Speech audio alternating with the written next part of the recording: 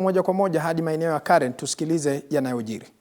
Also not so inclusive because it is focusing on a number of areas. So you find a few number are getting more support while others are left out. So the siloed approach is one of the issues. The other one is on the issues of inadequate financing. I know like in Hunger Safety Network, initially used to be 4 counties, now it has been expanded to about 8, and yet when you look at the ASAL counties in the country, there are 23. So what happens to the rest of the other counties? And so, but if we're able to come together and remove this silo approach to solving the problems, then you'll find that we will spread and be able to serve more. Weak coordination is also another challenge, and also legislation to effect coordinated resilience is not yet institutionalized. And I think there is a process, as we are talking of a national disaster risk management bill and social protection that is ongoing. So, the gaps that we identified, one is that there is issues on governance, there's issues of financing, and then there's issues of adaptation practices. And I'll want to spend a little bit more time on the adaptation because when you look at the programs I've mentioned, they're only on response to shocks.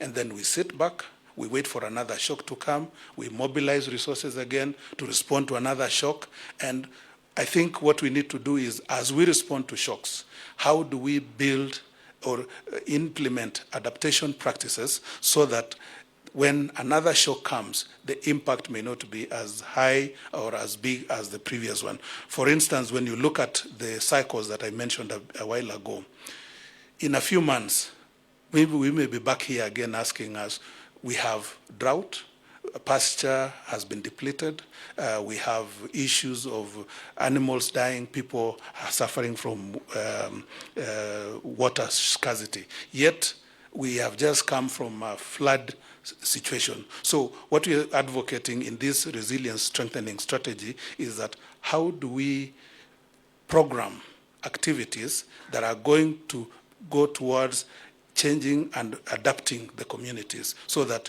in the areas, and we went through all the sectors, like in our sector of water, how do we harvest, store the water so that we can avail the same water for irrigation, for household use, and animal and pasture regeneration. In health, how do we strengthen the nutrition? How do we strengthen the health system, immunization? Those are some of the adaptation practices that we need now as we respond to shocks.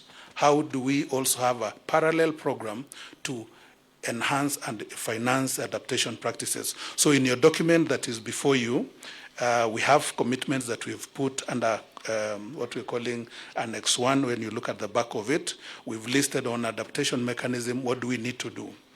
And the response, what do we need to do? So in a nutshell, that is how we've gone. Like we're saying that we're looking at how we can implement the provision of PFM Act by operationalizing a contingency fund. Again, this is still a work in progress. We will sit down with Treasury now so that we can structure how this contingency fund can be done. We also are saying how can counties, governments operationalize, sorry, you're pushing it, pull it down a bit fast, down before. Yeah.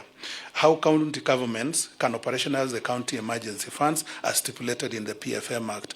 And what happens when there is no emergency in that financial year? Do we then dedicate that funds to an adaptive programs so that it's not that money that will be absorbed back into the other programs which are not going to help in building the resilience of our people? Put mechanism in place for development partners and private sector to contribute to resilience funds or risk transfer instruments, and then put mechanism for resilience fund to draw both adaptation and response, to fund both adaptation and also response activities.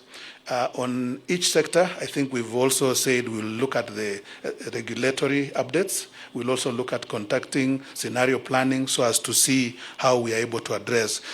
We went down again, just slow down a bit. Okay, we also came up with a proposed governance and coordination mechanism, which is again starting from the county, that is at the grassroots, coming all the way up to the national, so that we make sure that in all the areas we map them out and we ensure that there is input from every level of our society. Next, I think that should be the end of the presentation. So that is what we presented, and I think before in the next DPF meeting, we'll now come up with a proper strategy and policy. Kwingineko mtazamaji, taarifa hiyo